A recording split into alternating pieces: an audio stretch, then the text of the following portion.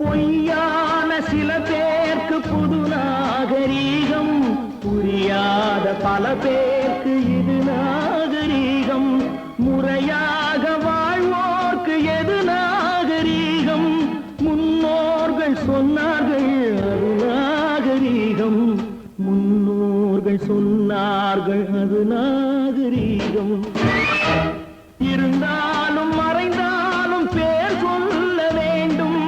இவர் போல யார் என்று ஊர் சொல்ல வேண்டும். இவர் போல யார் என்று ஊர் சொல்ல வேண்டும். கண் போன போக்கிலே